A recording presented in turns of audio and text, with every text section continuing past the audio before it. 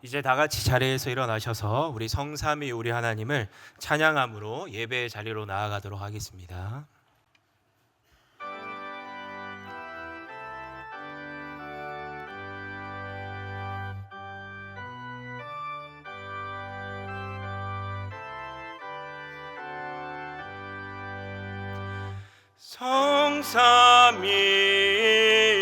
성삼위일체께 한없는 찬송을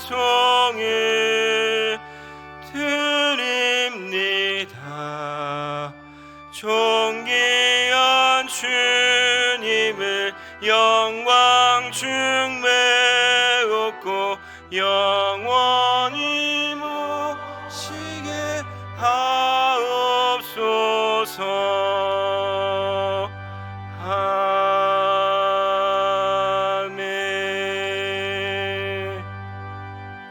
오직 여호와는 그 성전에 계시니 온 천하는 그 앞에서 잠잠할지니라. 아멘.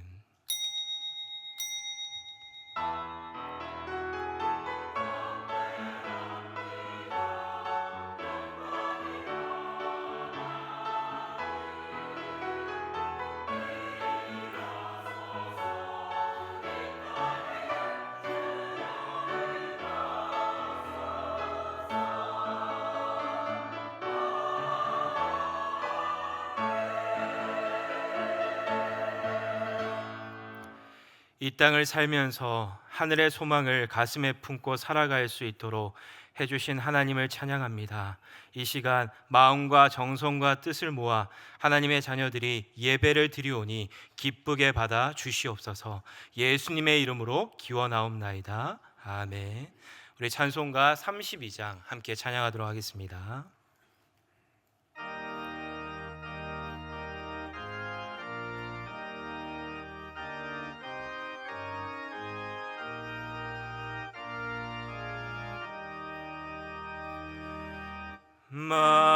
만유의 주제 존귀하신 예수 사람이 되신 하나님 나 사모하여 영원히 섬기 내 영광 되신 주로다.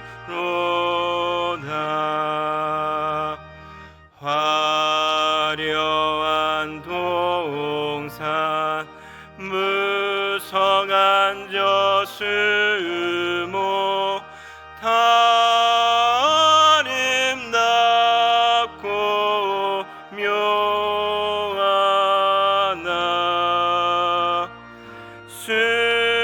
순천한 예수 더 아름다워 봄 같은 기쁨 주시네. 광명한 해와 명랑한 저 달빛 수많은 별들 빛나나 주 예수 빛은 더 찬란하여 참 비교할 수 없도다.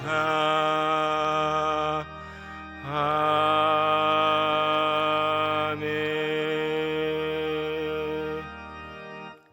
성시교독 교독문 제34번을 함께 교독하시겠습니다. 성시교독 교독문 제34번입니다.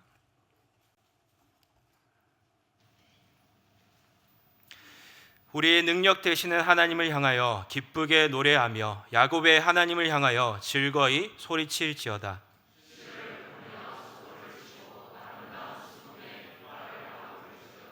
초하루와 보름과 우리 명절의 나팔을 불지어다. 하나님이 애굽 땅을 치러 나아가시던 때에 요셉 족속 중에 이를 증거로 세우셨도다.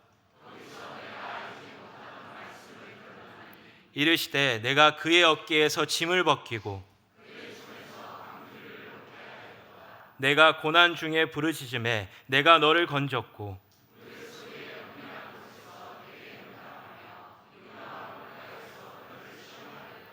내 백성이여 들으라. 내가 내게 증언하리라. 이스라엘이여 내게 듣기를 원하노라.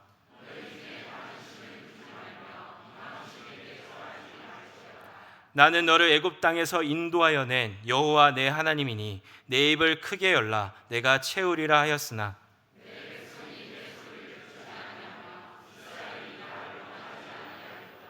아멘. 다 같이 신앙 고백 드리시겠습니다.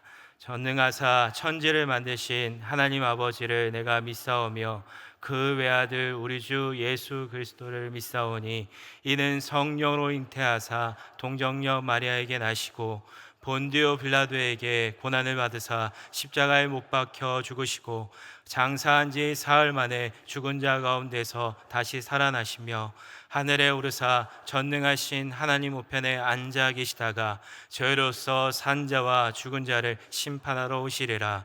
성령을 믿사오며 거룩한 공회와 성도가 서로 교통하는 것과 죄를 사하여 주시는 것과 몸이 다시 사는 것과 영원히 사는 것을 믿사옵나이다.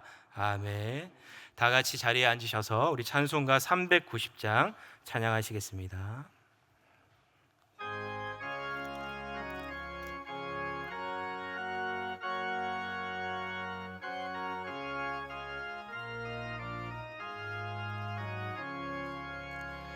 예수가 거느리시니 즐겁고 평안하구나. 주야의 자고 깨는 것 예수가 거느리시네. 주 날 항상 돌보시고 날 친히 거느리시네. 주 날 항상 돌보시고 날 친히 거느리시네. 때때로 괴로움 당하며 때때로 기쁨 누리네. 풍파 중에 지키시고 평안히 인도하시네.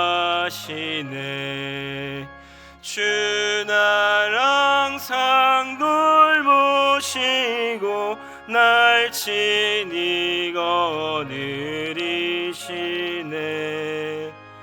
주 날 항상 돌보시고 날 친히 거느리시네. 내 주의 손을 붙잡고 천국에 올라가겠네. 괴로우나 즐거우나 예수가 거느리시네. 주 날 항상 돌보시고 날 친히 거느리시네. 주 날 항상 돌보시고 날 친히 거느리시네. 이 세상 이별할 때에 마귀의 권세 이기네. 천국에 가는 그 길도 예수가 거느리시네. 주 날 항상 돌보시고 날 친히 거느리시네. 주 날 항상 돌보시고 날 친히 거느리시네.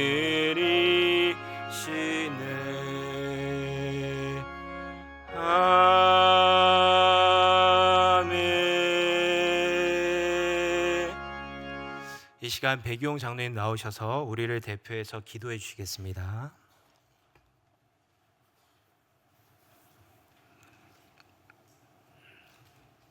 상한 갈대를 꺾지 아니하시듯 갈대 같은 저희를 한 주간 보호하시고 오늘 예배로 인도하신 하나님 아버지께 감사와 찬송을 올려드립니다. 무더위가 육체를 꺾을까 염려되기도 하였으나 계절의 섭리는 어김없이 여름과 겨울이 쉬지 않은 그 약속을 지켜주시니 저절로 감사 또 감사를 드립니다. 이곳에 계시는 교회의 머리 예수 그리스도의 사랑과 성령님의 감동에 힘입어 예배드리오니 하나님이 받으시는 예배 되기를 소원합니다. 한 주간 하나님의 마음을 헤아리지 못하였음을 고백합니다. 공로나 교회의 일로 구원을 기대한 착각이 있었고 믿음을 찾으시나 실상 세상의 생각이 가득한 소유자이기도 합니다. 때론 하나님을 두려워하지 못하였고 꺾지 못한 사람의 생각으로 넘어짐을 반복하며 이렇게 신앙생활을 해도 될까 번민하는 영혼임을 참회합니다. 저희가 누구를 의지할 수 있겠나이까? 오직 예수 그리스도의 피를 의지하오니 죄와 흠을 날 것 같은 사람의 모습을 용서하여 주시옵소서. 하나님 아버지, 고난과 역경을 견디게 해주시고 이런 유혹 저런 흔들림에도 이렇게 자녀로 돌아온 것을 특별한 감사로 올립니다. 질병의 고난, 막막한 시련을 거치는 이 자리에 많은 교회들이 지금도 겪고 있는 그 고난 때문에 더 겸손하고 더 하나님께 겸비한 신앙으로 나왔으니 광야의 연단이 저희를 여기까지 살렸습니다. 그러나 우리를 세상에 치우치게 하고 우리의 하나님을 멀리하게 하고 우리를 멸망의 길로 들어서게 하는 바로 우리 마음이 늘 시험을 받고 있습니다. 성령님 간구하옵나니 저희가 막막한 광야에 서서 품었던 그 겸손함, 암흑 같은 방황에서 불빛 같은 예수님을 의지하였던 그 희망으로 깨어있는 영성 각자의 신앙이 되도록 간섭하고 또 간섭하여 주시옵소서.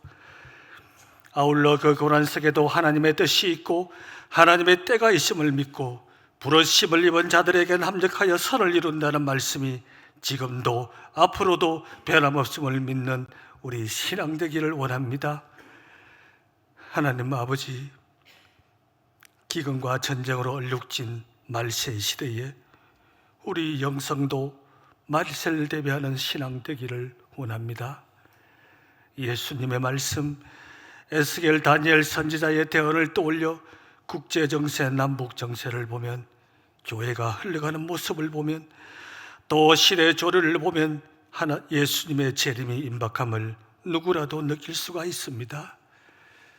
이럴 때 각자 믿음을 돌아보며 우리는 도대체 어디에 서 있는지 자녀를 관찰하며 저 아이는 또 어디에 서 있는지 누구를 교회로 이끌까 기도하는 신앙 되기를 간절히 원합니다.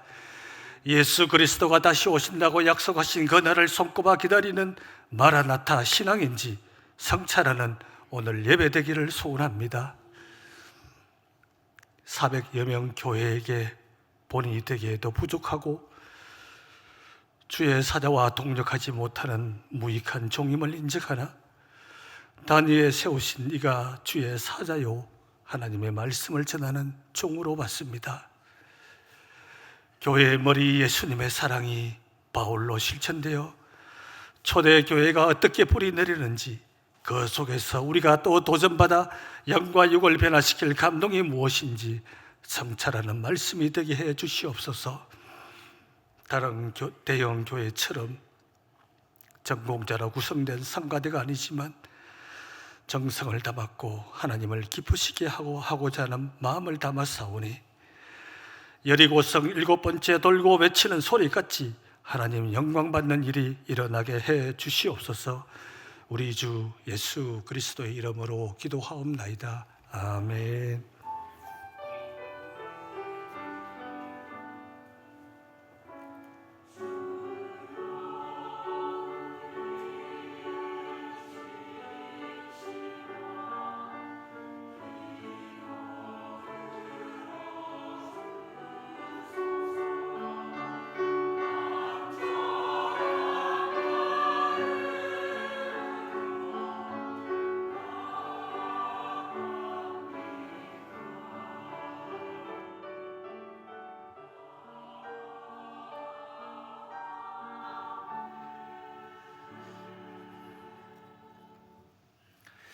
오늘 우리에게 주시는 하나님의 말씀은 사도행전 27장 1절부터 8절까지의 말씀입니다. 사도행전 27장 1절부터 8절까지입니다. 찾으시면 교독하도록 하겠습니다. 사도행전 27장 1절부터 8절입니다. 교독하신 다음에 우리 8절은 같이 읽도록 하겠습니다. 1절 제가 먼저 읽겠습니다. 우리가 배를 타고 이달리아에 가기로 작정되매 바울과 다른 제수 몇 사람을 아우구스토대의 백부장 율리오란 사람에게 맡기니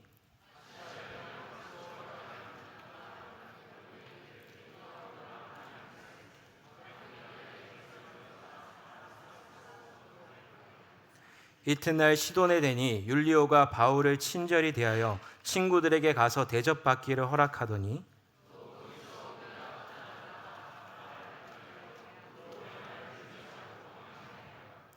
길리기아와 밤빌리아 바다를 건너 루기아의 무라시에 이르러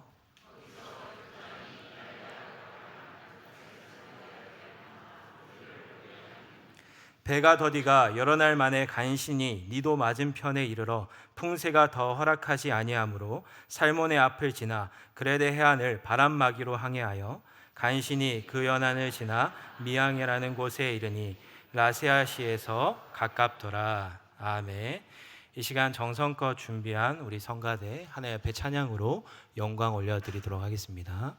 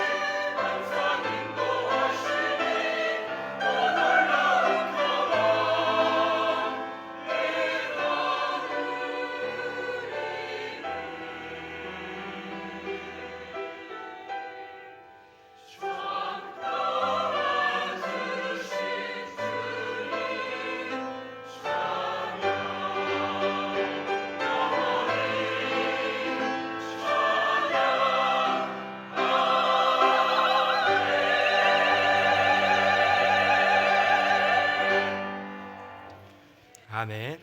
이 시간 담임 목사님 나오셔서 로마로 가는 험난한 여정이라는 제목으로 하나님 말씀 증거해 주시겠습니다.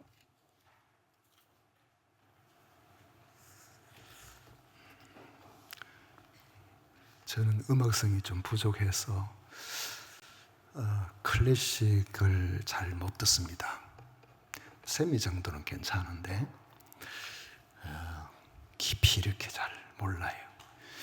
근데 요즘은 왜 그래서 그런지 모르게 사정은 잘 모르지만은 제가 집사람 통해 들은 이야기입니다. 우리 지휘자가 요즘 제가 찬송 부를 때 트로트풍으로 부른다고. 저도 모르고 그래요. 아마 요즘 이 성량이 좀 떨어졌나, 그래서 달달 떨리나, 그런 생각이 좀 들어요. 우리가 그 시자와 피아노, 올겐, 그리고 우리 성가대원들 저는 존경합니다. 왜냐하면은 대단한 전문성을 가지고 있는 분도 있고 그렇지 않는 분도 있을는지 모르겠지만은 정말 최선을 다해서 준비해서 하나님을 찬양하는 그 이상으로 귀한 게 어디 있겠어요. 그래서 저는 대단한 대형 교회에 이런 그런데 별로 감동을 잘 안 받아요. 오히려 우리 교회 찬양에 제가 훨씬 더 깊은 감동을 느낍니다. 아마 또 여러분들도 그러시지 않을까 그런 생각을 해봅니다. 오늘 우리 같이 읽은 말씀을 가지고 로마로 가는 험난한 여정이라는 제목으로 같이 말씀을 나누고자 합니다. 성경을 하나님의 말씀으로 받아들이지 못하는 사람들은 이 성경의 기록을 우리가 일반적으로 알고 있는 시기보다 훨씬 늦게 기록된 것으로 보려는 그런 시각이 있습니다. 사도행전도 이런 시각으로 보는 사람들이 있었습니다. 이 일이 일어난 때로부터 얼마나 있다가 기록되었는가 하는 것은 그 내용의 신빙성과 관계가 있기 때문에 그렇습니다. 그 중심에는 성경은 믿을 것이 못 된다는 그런 마음을 가지고 그것을 증명하고 싶은 사람들이 그런 부류인 것입니다. 성경의 기록을 당시의 역사나 사건보다 수십 년 혹은 수백 년 후에 기록되었다고 주장하는 것은 그만큼 성경 속에 꾸며낸 것이 많을 것이라는 그런 생각에서 시작이 됩니다. 그러므로 이런 기록이라면은 신빙성이 떨어짐으로 성경을 사실적으로 믿어서는 안 된다는 그런 결론을 도출하고 싶어 하는 그런 불신앙적인 발상에서 나오는 것이죠. 이런 이들은 누가복음에서 예수님께서 예언하신 예루살렘 멸망에 대한 기사를 예언으로 보지 않고 후대의 역사의 기록으로 그렇게 생각을 하기도 합니다. 누가복음 19장 43절 이하에 보면 예수님께서 말씀하시기를 날이 이를지라 내 원수들이 토돈을 쌓고 너를 둘러 사면으로 가두고 또 너와 및 그 가운데 있는 내 자식들을 땅에 메어 치며 돌 하나도 돌 위에 남기지 아니하리니 이는 내가 보살핌 받는 나를 알지 못함을 인함이니라. 예수님께서 말씀하셨어요. 누가복음 21장 20절 이하에 보면 예수님께서 또 이렇게 말씀하십니다. 너희가 예루살렘이 군대들에게 에워싸이는 것을 보거든 그 멸망이 가까운 줄을 알라. 그때 유대에 있는 자들은 산으로 도망할 것이며 성내에 있는 자들은 나갈 것이며 촌에 있는 자들은 그리로 들어가지 말지어다. 이 날들은 기록된 모든 것을 이루는 징벌의 날이니라. 그 날에는 아이 벤 자들과 젖먹이는 자들에게 화가 있으리니 이는 땅에 큰 환난과 이 백성에게 진노가 있겠음이로다. 그들이 칼날의 죽임을 당하며 모든 이방에 사로잡혀 가겠고 예루살렘은 이방인의 때가 차기까지 이방인들에게 밟히리라. 그 사건들을 직접 목격하지 않고, 그러니까 제가 주후라고 하는 서기 말이에요. 주님 이후에 70년에 일어난 예루살렘의 폐망, 대붕괴, 이런 사건들을 로마 군대에 의해서 완전히 예루살렘이 멸망을 당하게 되는데 그때가 추후 70년이에요. 그때 일어난 그 사건을 직접 목격하지 않고서는 어떻게 이렇게 자세하게 기록할 수가 있겠는가? 그게 불가능하다는 거예요. 그러니까 누가복음은 추후 70년 이후에 기록이 되었을 것이다. 그렇게 주장을 하는 겁니다. 그리고 사도행전은 누가복음의 후속편이기 때문에 사도행전도 적어도 추후 70년 이후에 기록되었다고 그렇게 주장하는 겁니다. 이런 주장은 주로 자유주의 신학자들에게 제기가 되는데요. 이들은 진보주의, 역사주의, 인간중심주의를 따른다고 하면서 성경에 나오는 예언이나 기적들을 그대로 받아들이지 못하고 인간 이성과 자연의 원리와 과학과 고고학이나 심리학 같은 이런 것들로 해명을 하려고 하면서 이런 결론을 내리는 것입니다. 오늘 우리가 읽은 말씀에 보면은 고대 여러 항구와 항로가 나옵니다. 로마로 가는 바울의 여정에 함께 동참한 누가가 자신이 경험한 내용을 빠짐없이 치밀하게 기록하고 있음을 볼 수가 있습니다. 사람들 중에는 이런 사람 좀 있어요.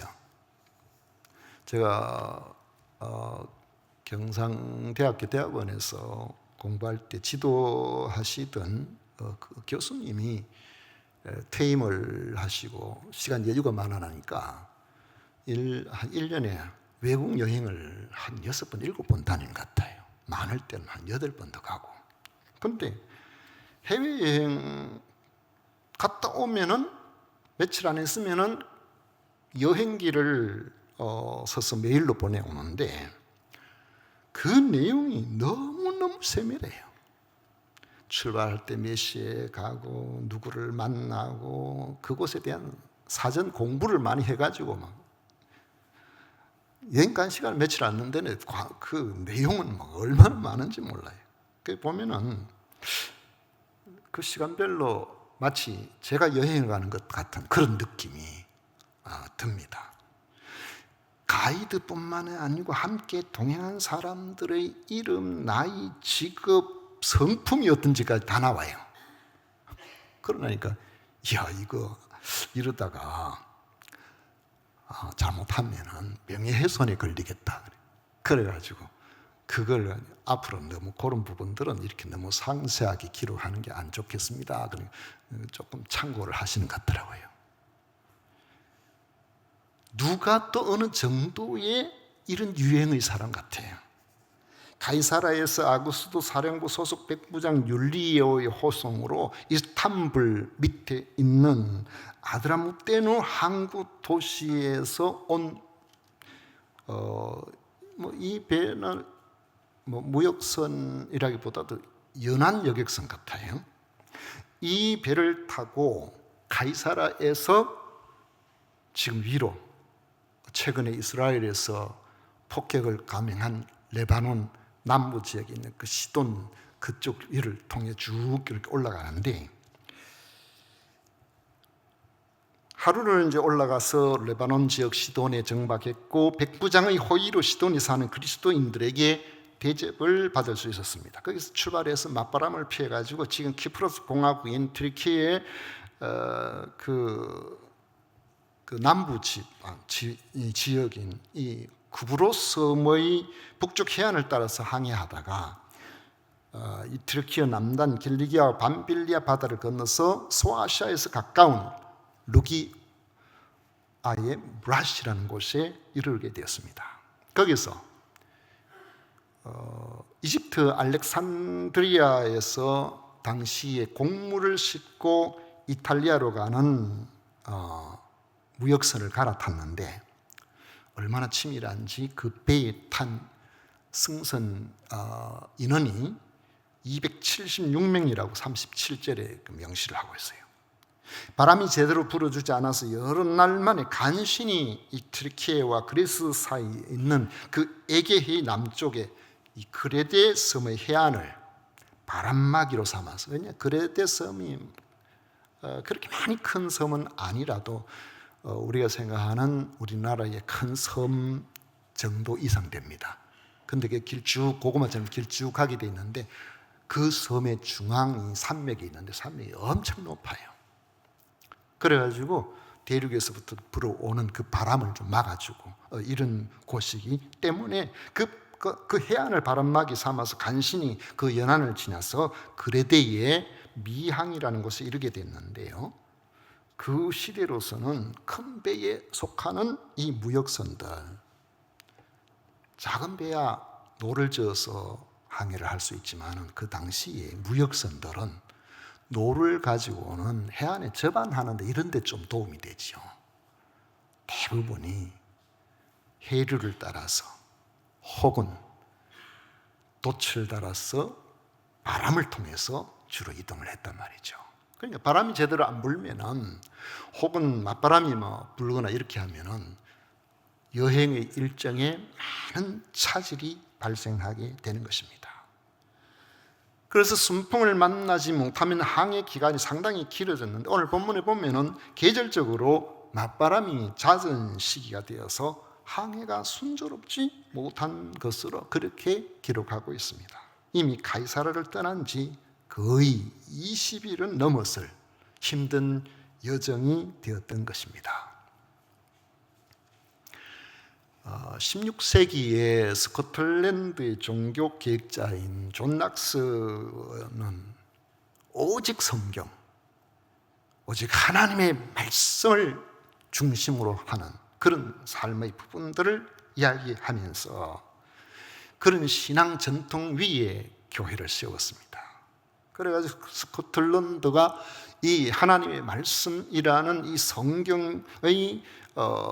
성경을 중심한 이런 전통 위에 굳건하게 서서 교회가 크게 부흥하고 발전이 되었는데 19세기 말부터 19세기 중순이 좀 지나자마자 성경의 권위를 약화시키는 자유주의 신학자들에 의해서 스코틀랜드 교회가 점점 약화되고 무너져 내리기 시작을 했습니다. 그때의 자유주의 신학자들이라고 하니까 그냥 신학만 연구하는 신학교 교수나 이게 아니고 그 시대의 대부분 목회자들이었어요. 목회자들이 그랬어요. 스코틀랜드 나중에 이 20세기 막 들어왔어요. 스코틀랜드 주류 교회가 된 그 당시에 장로교 전통을 가지고 오직 성경이라 이렇게 이야기하면은 교회가 받아들이지 않고 수가 적어가지고 주류 교회에서 밀려나 버렸습니다. 오늘 우리 이 대한예수교 장로교회 같이 오직 말씀 중심의 교회는 그때는 힘을 쓰지 못했어요. 그래가지고 스코틀랜드의 주류 교회가 된 스코틀랜드 연합 자유교회가 결성이 되고 그렇게 될 때 그들이 신앙 고백서를 펴내는데 신앙 고백서의 제1항에 보면 이렇게 말합니다. 스코틀랜드 국교회는 스코틀랜드 종교 계획을 고수한다. 신구약 성경 안에 내포된 하나님의 말씀을 신앙과 행위의 최고의 규범으로 받는다. 그리고 그 위에 세워지고 그 교회의 신앙 고백서 안에 포함된 기독교 신앙의 근본적인 교리를 맹세한다. 이렇게 말했어요. 여러분, 제가 방금 이야기를 드린 여러분들이 읽어드린 이 신앙 고백서 1항에서 여러분들이 별 문제 없잖아 이런 생각을 가지신 분들이 아마 다수일 것 같아요. 그럼 자세히 한번 들어보십시오. 신구약 성경 안에 내포된 하나님의 말씀을 이렇게 말하고 있어요. 19세기 중반까지만 해도 신구약 성경은 하나님의 말씀이라고 이렇게 고백했었는데 이제는 그렇게 말하지 않고 성경 안에 하나님 말씀 아닌 것도 많이 있다는 거예요. 그러니까 그들이 하는 말은 성경 안에 하나님의 말씀도 내포되어 있다고 말하므로 사람이 성경 속에 있는 하나님의 말씀과 하나님의 말씀이 아닌 것을 분별할 수 있는 것처럼 말하고 있는 것입니다. 이렇게 함으로 사람의 이성을 성경보다 위에 두었어요. 예수님이 말씀하셨다고 그러더라도 그렇게 해도 그것이 정말 예수님의 말씀인지 아닌지 우리가 분석하고 따져봐야 된다는 거죠. 과연 이성을 성경보다 위에 뒀는데 누가 성경을 판단할 수가 있습니까? 그 사람은 하나님보다 더 지혜롭지 않고서는 알 수 없는 거예요. 이와 같이 소위 믿는다고 하는 사람들이 영감된 하나님의 말씀으로서의 성경의 권위를 약화시키기 시작할 때 19세기 말부터 교회는 능력을 잃어버리기 시작했습니다. 결국 지금 전부 빈 건물만 남아있어요. 당시 스코틀랜드 자유주의 신학자들의 단체가 성경이 얼마나 부정확한지 그거를 부정한 기록이 하도 많다는 사실을 보여주어서 성경 전체를 그대로 하나님의 말씀으로 믿는 것은 어리석은 일이다. 그걸 알려주기 위해서 계획을 세운 일이 있었습니다. 그들은 람제이라는 한 젊은 회원을 바울의 여행지라고 알려진 소아시아와 남부 유럽과 지중해 섬들에 파견해서 비용을 대가지고요. 누가의 기록에 얼마나 많은 허구가 있는지를 찾아내게 했습니다. 이들은 그 프로젝트를 통해서 사도행전을 영감된 하나님의 말씀으로 믿고 있는 많은 어리석은 사람들에게 그게 아니라는 것을 알려줄 수 있는 기회가 될 줄로 기대하고 기다렸습니다. 그런데 람제이가 사도행전에 기록된 것을 주의 깊게 검토하며 모든 답사를 다 맞추고 난 다음에 돌아와서 하는 말이 누가의 기록이 틀린 것이 하나도 없더라는 거예요. 람제이는 그 답사 여행을 한 후에 나는 더 이상 자유주의 신학자가 아닙니다. 나는 성경대로 믿는 사람이 됩니다. 그래가지고 그가 회개하고 성경을 있는 그대로 믿는 그리스도인이 되었다는 것입니다. 사도행전 27장은 특히 지도를 펼쳐놓고 보면 역사적, 지리적인 면에서 더 강한 현실감으로 다가옵니다. 이런 점은 우리가 앞으로 다음번에 우리 말씀을 볼 때 더 자세히 살펴볼 기회가 있으리라고 생각합니다. 읽은 본문엔 주의 깊게 생각해야 될 명사가 나옵니다. 우선 1절에 기록된 우리예요. 이 책의 저자인 누가는 바울이 체포된 후에도 자원하여 바울과 함께 계속 그 여행에 동행하고 있었음을 보여줍니다. 28장 1절에도 여전히 우리라는 말이 나오는 것을 볼 때 그는 마지막까지 바울과 함께 있었던 것을 나타냅니다. 또 한 사람 나오는데 2절에 보면은 아리스다고라는 사람입니다.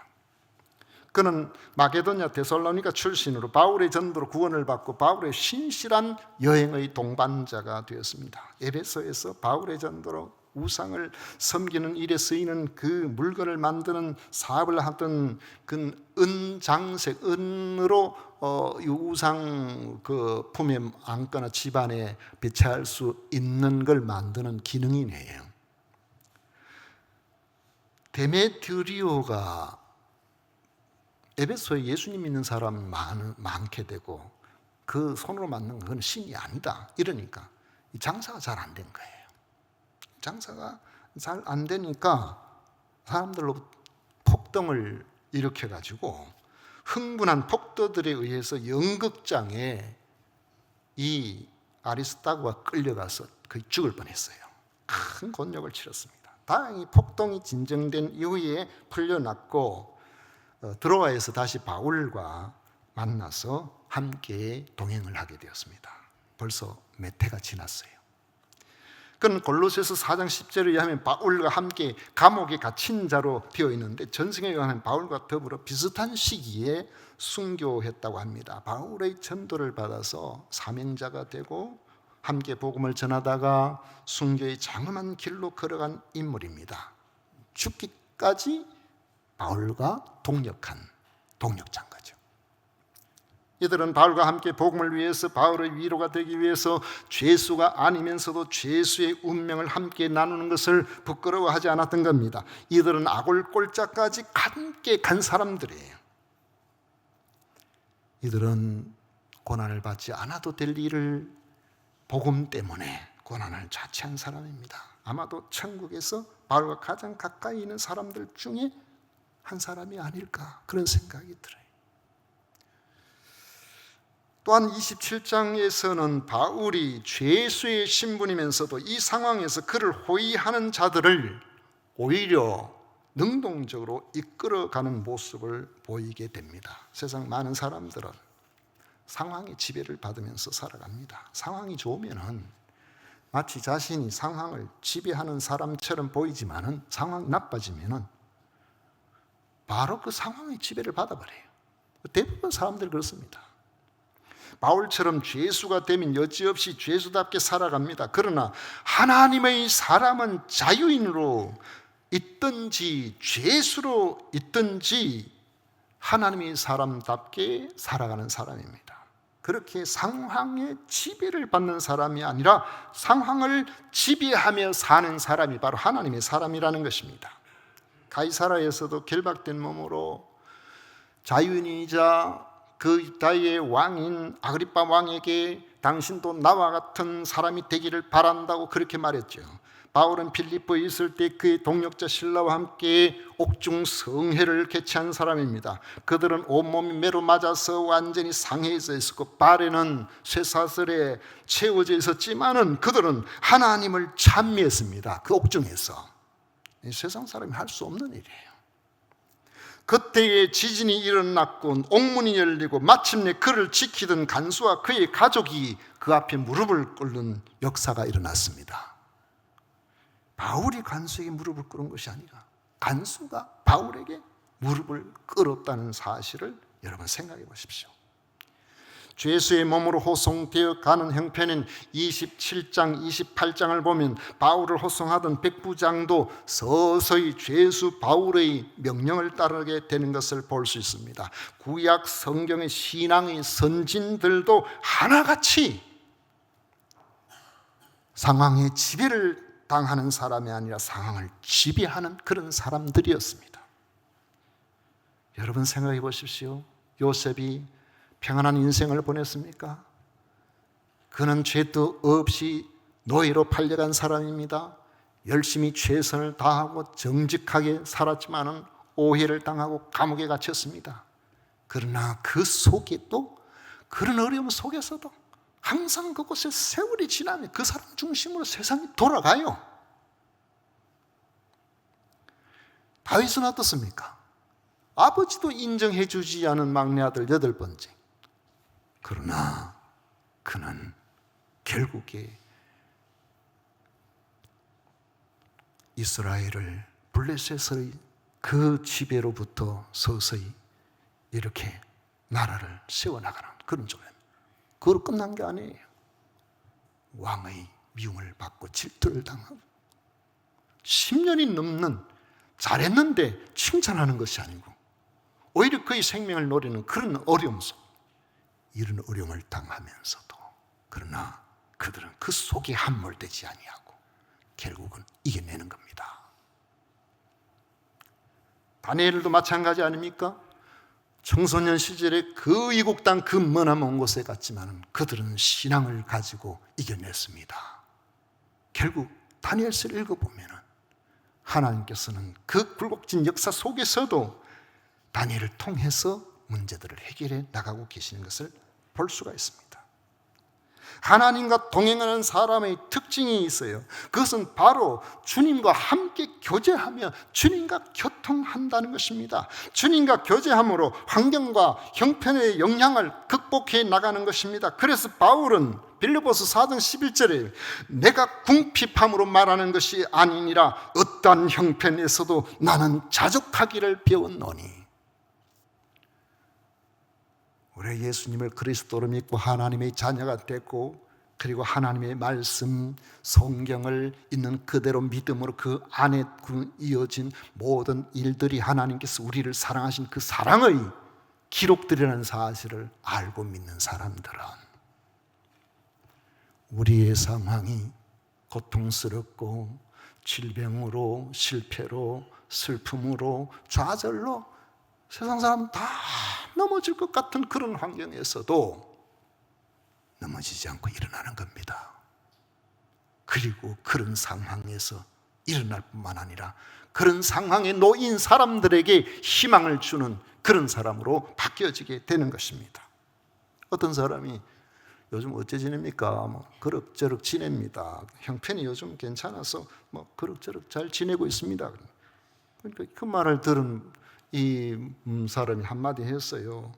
우리 그리스도인들은 형편이 좋아서 형편에 따라서 잘 지내기도 하고 못 지내기도 한다. 그러면 그거는 조금 유감스러운 이야기입니다. 만약 우리가 계속해서 주님을 바라보게 된다면, 주님 안에서 살게 된다면 우리들은 언제나 형편을 초월해서 살 수가 있을 것입니다. 그걸 이겨내고 그렇게 살아갈 수가 있을 거라는 거예요. 이런 믿음, 이런 자세, 이런 삶이 바로 우리 그리스도인의 삶인 것입니다. 형편이 좋아서 좋은 사람은 그런 사람 형편이 좀 나빠지면 금방 그렇게 되지 않겠습니까? 또 좋은 사람을 만나서 잘 지내고 이런 것은 누구나 다 할 수 있는 일일 것입니다. 그러나 형편이 나쁘고 상황이 좋지 않아도 우리가 그것을 이겨내고 잘 지낼 수 있는 것은 우리 그리스도인들만이 할 수가 있는 것입니다. 그렇게 할 수 있는 비결은 자기의 강한 의지에서 오는 것이 아닙니다. 우리는 참 약해요. 우리는 정말 연약해요. 그래서 우리가 몸에 호르몬만 조금 부족해도 우울증이 올 수 있는 거죠. 환경이 안 좋아도 그만 낙심이 되고 사는 재미가 없고 그럴 수 있는 사람이에요. 그러나 우리는 주님이 나와 함께 하신다는 하나님의 말씀 안에서 믿음으로 하나님의 성령께서 우리에게 찾아오심으로 그를 의지하여 우리는 그 안에서 이겨내는 겁니다. 그 안에 역사를 일으켜내는 겁니다. 바울이 그런 사람이었습니다. 그의 동력자인 누가와 아리스다고도 그런 사람이었습니다. 그래서 우리는 좋지 않은 환경, 어려운 환경 이런 거 만나도 하나님께서 나한테 어떤 기적을 주시려고, 어떤 은혜를 주시려고, 어떻게 나를 쓰시려고 이런 환경으로 인도하시는가, 여러분 그런 기대를 가지셔야 돼요. 지난 월요일 날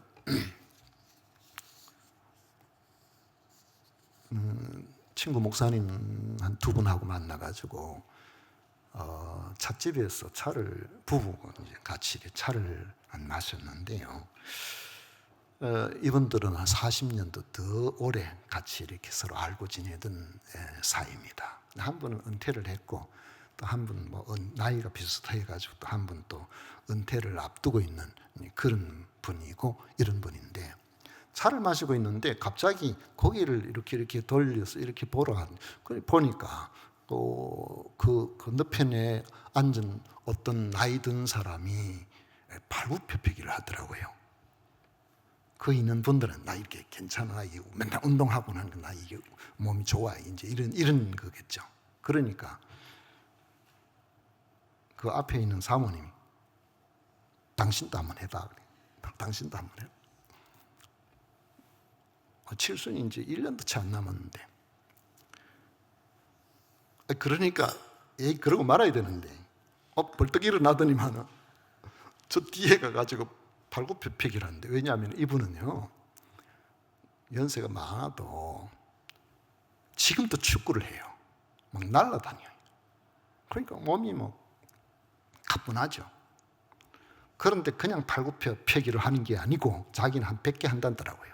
팔굽혀펴기를 그냥 하는 게 아니고 뒤에 의자에 발을 대고 팔굽혀펴기. 그거 훨씬 더 어렵잖아요. 이거 하는데 끝날 줄을 몰라. 그만하시오. 이제 됐어 그만하시오.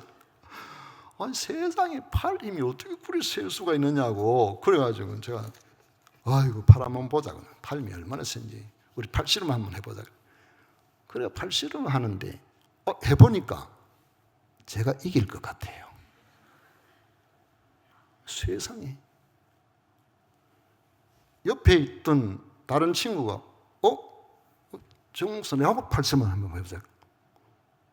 그래서 제가 팔씨름을 하는데 세상에 몸이 많이 안 좋아가지고 영 비실비실하거든요. 그런데 이분 팔림이 얼마나 센지, 팔굽혀펴기 100개도 한다는 사람은 저한테 안 되는데 저는 그분 손을 딱 쥐자마자 이거 엄청 센 거예요. 그래 하는 말이, 내가 일진 출신이다.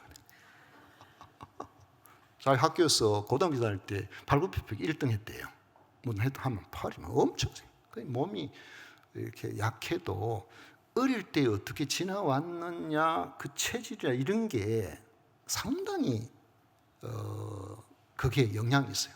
그래서 제가 비슬비슬한데 어떻게 발굽혀펴기를 그 100개 하는 사람하고 팔씨름해야 비슷하냐, 제가 곰곰이 생각해 보니까 고등학교 들어갈 때까지 소프를 한다고 맨날 낯질을 한 거야. 그러니까 이게 팔림이 셀 수밖에 없죠. 맨날. 지금 여러분 웃으시지만 정춘왕 집사님 팔씨름하면 이길 사람 없을 거예요. 지금 팔 많이 쓰시는 분은요, 잔잔한 근육이 굉장히 힘이 세요. 보기보다.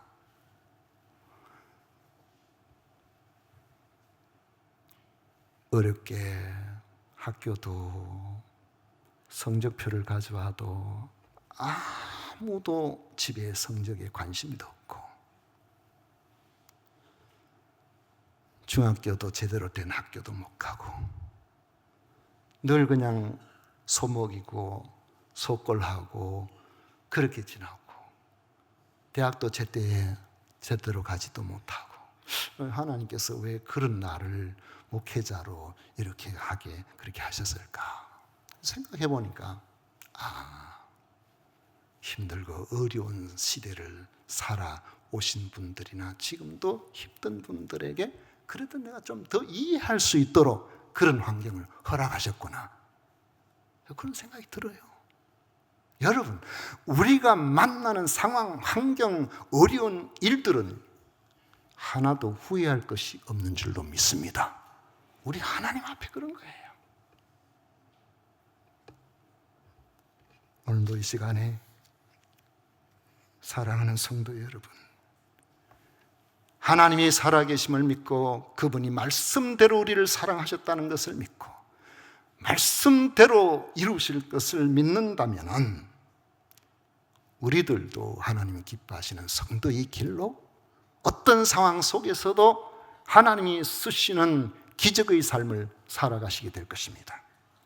이런 믿음을 가진 성도인 바울과 누가와 아리스다고가 로마로 향하는 험난한 여정에 주님께서 함께해 주신 것처럼 오늘 여러분들도 여러분이 돈이 아니고 여러분이 건강이 아니고 주님으로 말미암아 형편을 뛰어넘고 환경을 오히려 지배하는 그리스도인이 되실 것입니다. 이런 은혜가 예수 그리스도 안에서 날마다의 삶이 좋든지 나쁘든지 그런 모든 환경 속에서 기적을 일으키시는 우리 사랑하는 성도들이 되시기를 축복합니다. 기도하겠습니다. 고마우신 하나님 아버지, 우리 하나님이 주시는 놀라우신 은혜에 진심으로 감사드립니다. 오늘도 주님 앞에 나왔습니다. 하나님의 말씀밖에 우리에게 붙들 만한 소망이 없음을 믿습니다. 오늘 사랑하는 주의 백성들이 예수 그리스도를 믿음으로 하나님의 사랑을 알고 이 안에서 어떤 환경에서든지 승리하기를 원할 때에 주의 성령께서 우리와 함께 하심으로 이겨내게 해주실 줄 믿습니다. 우리 아버지 하나님께서 함께 하시는 복된 주의 백성들이 다 되게 하여 주옵소서. 환경을 지배하는 성도들이 되게 하여 주옵소서. 예수님 이름으로 기도하옵나이다. 아멘.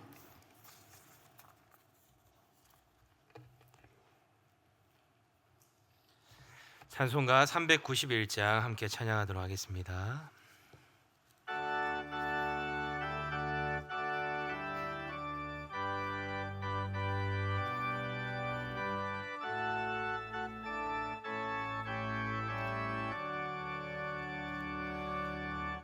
오 놀라운 구세주 예수 내 주 참 능력의 주시로다. 마위 및 안전한 그곳으로 내 영혼을 숨기시네. 메마른 땅을 종일 걸어가도 나 피곤치 아니하며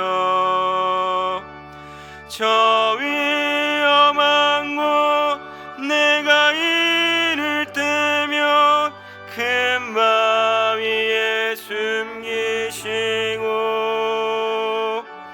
주 손으로 덮으시네.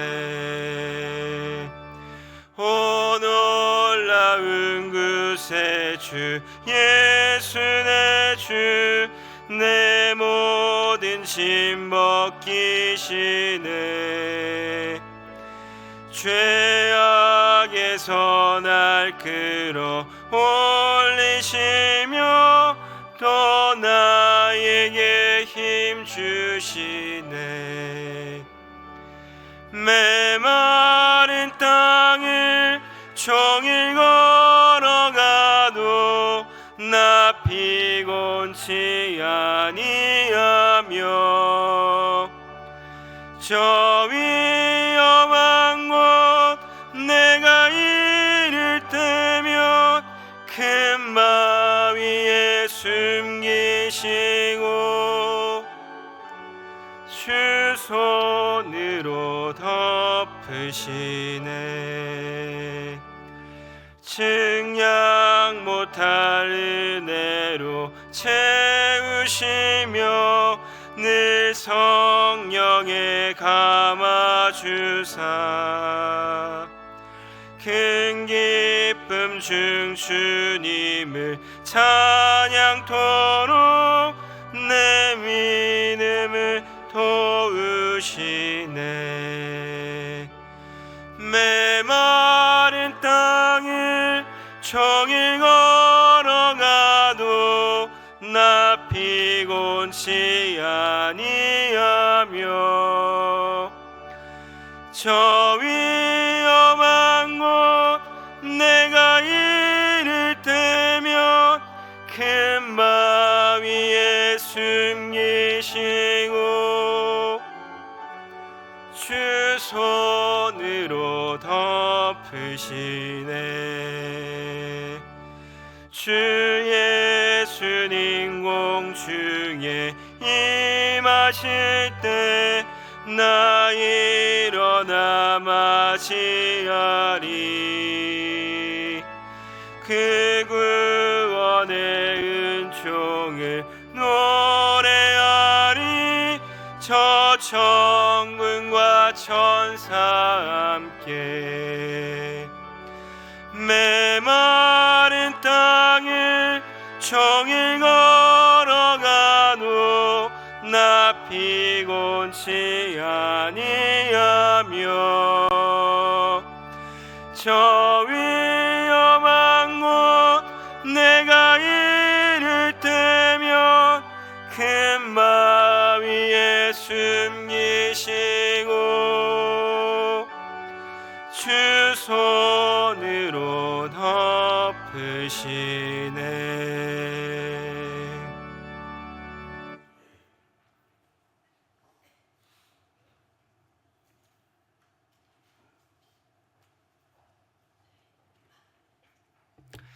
담임 목사님 나오셔서 봉헌 기도 및 축도해 주시겠습니다.